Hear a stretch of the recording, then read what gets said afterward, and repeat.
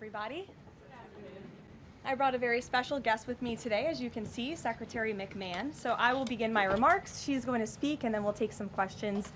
She'll take questions, and I'll take questions from you as well. First off, yesterday, First Lady Melania Trump and Second Lady Usha Vance traveled to Marine Corps Air Station New River in Camp Lejeune in North Carolina, where they spent the day meeting with students, educators, military families, and United States Marines. Both the First Lady and Second Lady were grateful for the warm welcome and remain deeply committed to supporting military families and the communities that serve our great nation. May God bless all of them. In economic news, the September jobs report showed the American economy remains strong, with 119,000 new jobs added, more than double expectations. These gains came after the summer passage of President Trump's historic tax cuts and multiple big trade deals with countries around the world.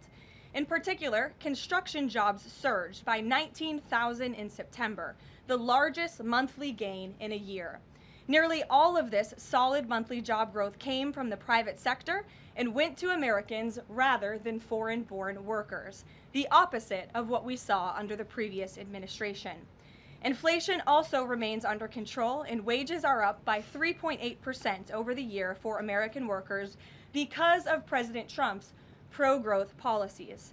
In fact, real wages are on pace to increase roughly $1,200 for the average worker this year under President Trump.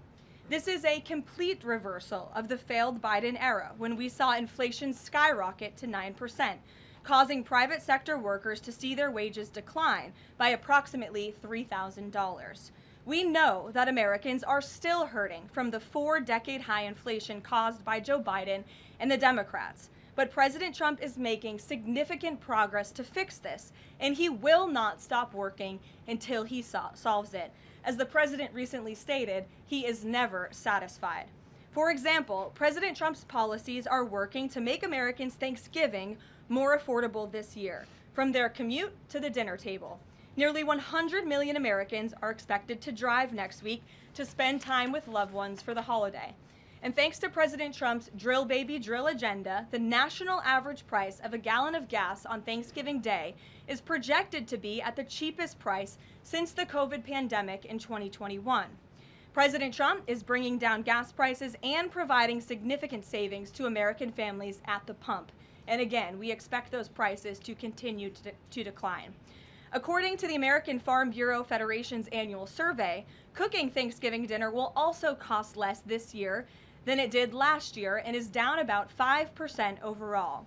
The average price for a staple of the meal, a 16-pound frozen turkey, is down more than 16% from last year, which will provide critical savings for families and their budgets.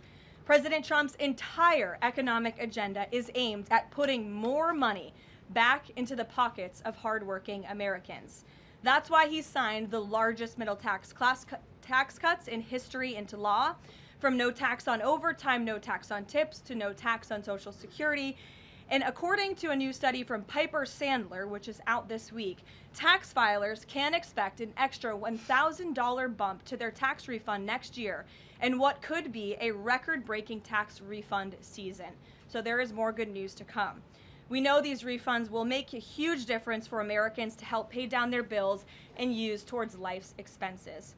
In other news this week, President Trump took a significant step toward delivering on a core campaign promise to finally close the Department of Education.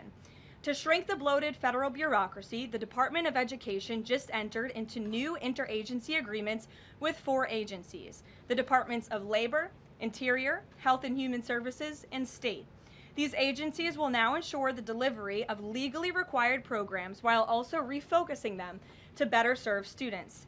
This common sense action brings the Trump administration much closer to finally returning education where it belongs, at the state and local level, not in Washington, D.C. The Democrats' reckless 43-day government shutdown did manage to do one valuable thing. It proved that America does not need a federal Department of Education. During the longest shutdown in history, the Department of Education furloughed 90% of its staff, and America's education system was not impacted whatsoever. Schools stayed fully open across the country. Students attended class and received normal in-person instruction, and our wonderful teachers received their paychecks uninterrupted. The Democrats' government shutdown made it painfully obvious that American families do not need the Department of Education. Since its creation in 1979 during the Carter administration, the Department of Ed has spent over $3 trillion taxpayer dollars without improving student achievement. Despite pure pupil spending having increased by more than 245% since the 1970s, math and reading scores are down in public schools. In fact, the most recent Nation's Report Card from 2024 showed that 13-year-olds' math scores are the lowest they've been in decades, and their reading scores are the lowest since testing began more than 30 years ago. It's clear that throwing more money at a broken system does not work, and that's why President Trump appointed the amazing leader behind me, our Secretary of Education, Leavitt McMahon, who is making these monumental changes at the direction of the president. We're very grateful to have you here today to talk about these changes and then take some questions. Hopefully folks in this room will have some questions on the very important topic of education. So please, Mrs. Secretary. Thank you. Thank you very much, Karoline. It's really a pleasure to be here with you today, and thank all of you for being here as well. My purpose here is to speak directly to the American families, not just you, but to the American families, about the work this administration is doing in education to reverse our national decline with a hard reset of our educational system. That reset was a top campaign promise from President Trump to send education back to the states and end Washington's micromanagement of education once and for all. This week we took the most decisive steps thus far to make good on this promise to you. We have linked 6 groundbreaking partnerships with other federal agencies to delegate education department programs that are redundant with existing programs at Labor, State, Interior, and HHS. These interagency agreements to cut our own bureaucratic bloat are a key step in our efforts to shift educational authority from Washington, D.C. to your state education agency, your local superintendent, your local school board, entities that are accountable to you, and we encourage parents to always be involved. Cutting federal bureaucracy is never a popular move among D.C. insiders. A chorus of anti-Trump voices have come out of the woodwork to complain that we are defunding education, harming students, or acting without a plan. This could not be further from the truth. The majority of Americans across the country handed President Trump the popular vote precisely because they have seen the brokenness of a top-down education system run by the federal government. They're painfully aware that only 3 out of 10 students can read proficiently at their grade level. They know that college students are collectively $1.7 trillion in debt, and less than half of college graduates get a job that actually uses the degree which they studied so hard to get. They see more teachers than ever before leaving the profession due to burnout, over-regulation, and lack of autonomy in the classroom. Anti-Trump voices are stirring up fear that returning education to the states is a draconian action. When Americans hear that we are shutting down the department, but given no other details, 51% oppose it.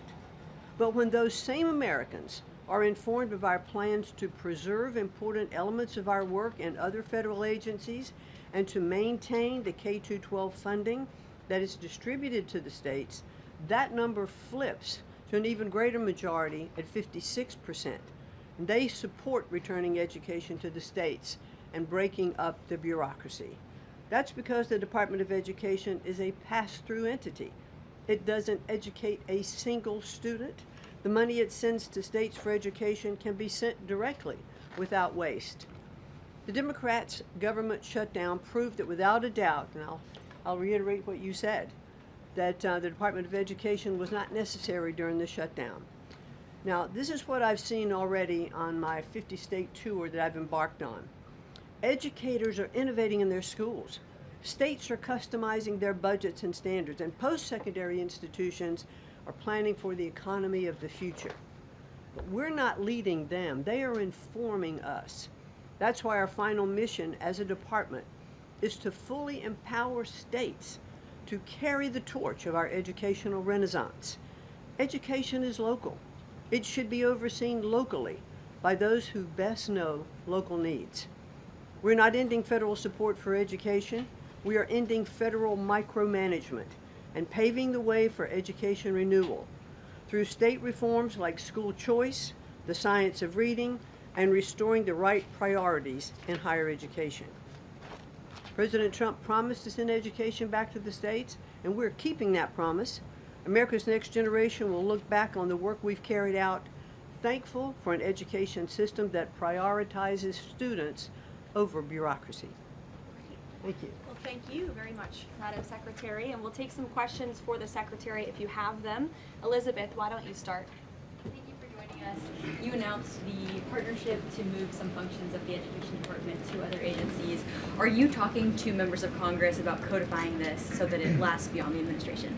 Yes, we started our conversation, and thanks very much for asking that, because there have been some reports that Congress is in the dark on this. That's clearly not true. We've been talking to, I've talked to dozens of members of Congress to explain to them exactly what we're doing, to bring them up to speed, and to say to them, look, when we have completed some of these transfers that are working incredibly well, then we will be looking to Congress to codify those, make them permanent. Brian. Thank you. Secretary McMahon, what is the update on the negotiations with Harvard? I know the President has publicly pointed to you as somebody who's worked on that. I think you've talked about that at length, but I'd like to understand, where are things with those negotiations with Harvard at this time? They're ongoing negotiations, and I feel very comfortable that we are getting close to having those negotiations finalized. It's been open door conversation all along. Deanna? Hello, Mrs. Secretary. The President recently posted about establishing a federal standard for AI. Do you know if the administration has a view on the use of AI for students in schools? And Karoline, do you know if the President personally uses AI? I don't think so. You can handle I've that never one. witnessed it, so I can't attest to that. Well, I do think AI is going to need guardrails, but I have witnessed AI firsthand. I was at the Alpha School in Austin, Texas, and the first 2 hours of every day in that school, students are learning through AI. They have their headsets on, they're in front of their screens, and the AI is really acting as like an individual tutor for those students, allowing those students that can progress faster to do that. Those who need a little catch up, it refeeds information to them. And so after those 2 hours of learning, the basics of what they're doing in their curriculum that day, then they spend the rest of the day, I mean, they have good recess and all of that time, but then they spend the rest of the day in what are called life skills, and they're actually using the information that they've learned this morning. So I've seen some AI in action that is really proving quite beneficial. Michael. Thank you, Karoline. Secretary McMahon, as the Education Department continues to pare down, can you talk about taxpayer services like charter school grants and how the department will continue to assist kids with special needs? Well, we are going to make sure that there's no interruption in getting that grant money out the door. I mean, that money is, it comes from Congress, it's appropriated by Congress, and we legally are obligated to do that. And the transitions we're starting to make, our first programs that went over to the Department of Labor, that was a few weeks ago. We actually signed the first interagency agreement, which we accomplished under the authority of the Economy Act. We transferred grants for WIOA and for the Perkins Act. And the really good news is that the Department of Labor has a much more sophisticated system, technology system and grant fulfilling system than the Department of Education does. As a matter of fact, our executive manager that went over with that group over to Labor said he would compare what the labor system is to education's like held together by bubble gum that is not connected to any other part. So we were able to get those grants out the door more smoothly, and states have actually better access for those systems than they do at the Department of Education. So that's a real bonus. Take a couple more. Carrie, go ahead. As far as the diversity, equity, and inclusion new regulations that came out from the administrations, a lot of schools, whether high school or even higher education is concerned, some of them are defying these new administration policies, even apparently according to a new report. I'm sorry, I can't hear you, Rick. As far as the there's been a new report from the administration saying that half of medical schools are defying the administration when it comes to DEI policies. What type of action will the administration take for these schools that are defying the new DEI policies? Well, certainly the President has been very clear, and the Department of Education has taken measures to make sure that as schools are developing, their policies, or if they have open DEI offices, they're closed, or DEI regulations and rules are stripped, from their programs, and so that will continue. Great. We'll take one more. Go ahead. Thank you, Caroline. Secretary McMahon, my question is, since you said 3 out of 10 students are literate with regard to their reading capacity, would now the states help to improve those numbers since you have gone back to the states?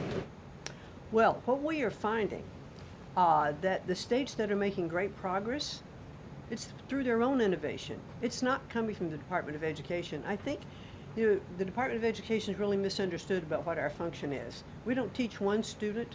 We have nothing to do with the curriculum that are in any states. We are a pass-through pathway from money that's appropriated by Congress to get to the states. But what we have seen in those states that have taken that initiative and they are embracing the science of reading and returning that into their school programs. Louisiana has done it. Mississippi, they call it the Mississippi Miracle, because they were like, I think, bottom or next to last in reading proficiency in Mississippi. And now they're like middle of the pack, which has been a really big jump. Florida has, Iowa has, Tennessee.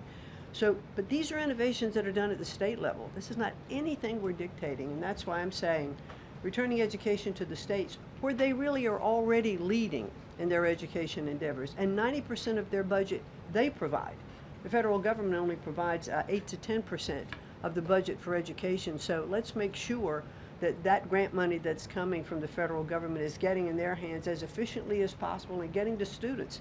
We don't want teachers having to spend their time and money in regulatory compliance. There was one superintendent chief who said to me that they had done some calculation in their state, and that for every dollar that went into the classroom in a grant, 47 cents was spent in regulatory compliance. So let's get the money into the hands of our students and our teachers. Let's raise the level of education. The other thing I'll do, and I'll quickly wrap up for you, is this 50-state tour that I have embarked on. We've done about 14 states. We've shut down a little bit during the shutdown. But what I am doing is visiting different kinds of schools, grammar schools, middle schools, high schools, micro schools, private schools, charter schools, the whole gambit. And in the end, my goal will be, as we step away and fully deliver education back to the states, is to provide them with a best practices toolkit of all of the things that I have seen around the country to say, hey, this is working. Check with these superintendents, check with these governors. And you know what I've found a little bit is governors are a little competitive. So it's kind of nice to give some of these best practices out there. It'll work because it's already working. If we leave it with the people who are closest to the students, the president believes, as do I, the best education is that's closest to the child, and parents' involvement is critical to the success. Awesome. Thank you well, so thank much. you, Linda. Your Thank you pleasure. so much. Thank I you. appreciate your coming All right. today. Thanks for your great work. Whoops. And Thank she's you all very much. a busy lady, so we'll let her Come get on. back to work. All right. Thank you again. Well, let's get to it. You guys were so calm with her. I wish you were that calm with me. We'll kick off with our new media suite as always. Javier, why don't you start us off and then we'll get to the rest of the room. Go ahead. Thank you very much. My name is Javier Negre. I'm from Spain. I'm the owner of the biggest media platform in Hispanic politics with brands like La Derecha Diario, Ida TV, or UH Plus, or Vicegrad in Spanish. And I'm happy to be here. Thanks for supporting the new media, also in the Hispanic community. We try to fight against medias like Telemundo, Univision, CNN, or NBC News that are spreading fake news and attacking the ICE operations. We will premiere this Sunday the Real America's Voice, the Rainy Show, the first Hispanic show against communism and woke culture that is promoted by people like George Soros to bring communism all over the world, like happened in New York. I have two questions for you, if you don't mind. In Mexico, the young people is protesting against President Sheinbaum. They think she's doing nothing against the cartels. Sheinbaum used the police to attack them, young people, kids, girls, and she's attacking journalists like me. in a country where 150 journalists have been killed in the past years. The USA legacy media is attacking President Trump for his comments about the fake news media, while they are not publishing anything about the murders of journalists in Mexico. Why do you think they stay silent about the murders of journalists in Mexico and the attacks to businessmen like Ricardo Salinas? And my second question is, Trump said he has a plan for the narco state of Venezuela. Does he have a plan for Mexico where, according to Stephen Miller, the cartels are controlling governments and territories? Sure. Well, thank you, Javier, for the question, and thank you again for being here. We're proud to have new media voices in the briefing room. As for President Sheinbaum and the president's relationship with Mexico, I will tell you that we have seen historic strides from President Sheinbaum and her administration in Mexico when it comes to cracking down on the cartels. They have been incredibly cooperative with the president's efforts at our southern border to crack down on illegal immigration and also the illegal trafficking of drugs at the southern border. Now the president is very interested in taking additional measures against the drug cartels. He's been very clear about that. He's spoken about it, and this is a promise that he made to the American public. And so his national security team is discussing these options all of the time. And on the campaign trail, the president promised to take on the cartels. He has taken unprecedented action to do so, and he has left additional options at his disposal on the table. So those are only decisions that the president can make. Thank you. What about the silence of the legacy media about the murders of journalists in Mexico? 150 journalists have been killed in the past years. Yeah, well, it's certainly something I wish the media would report on more, and it's something that this administration absolutely condemns. I can't speak for the media, but I can speak for the president. That's not something he wants to see. Thank you. Sure. Thank you, Caroline. Hi. Is there anything that Mayor-elect Mamdani could say tomorrow that would ease the president's concerns about his future leadership in New York? Look, I don't want to speak for the president or get ahead of this meeting that we are currently working on tomorrow. As you saw, the president put out a statement tomorrow that the mayor-elect will be coming to the Oval Office, and so our teams are arranging those details. I won't get into the president's thinking on it. I think you'll all hear from him directly.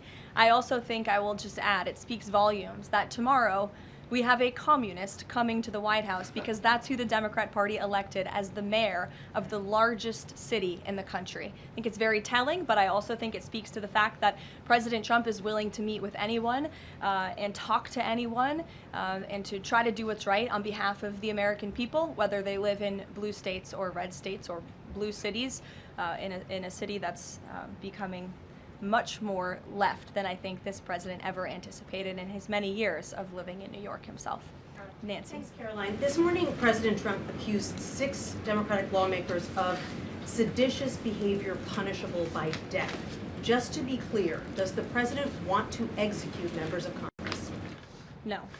Let's be clear about what the president is responding to, because many in this room want to talk about the president's response, but not what brought the president to responding in this way.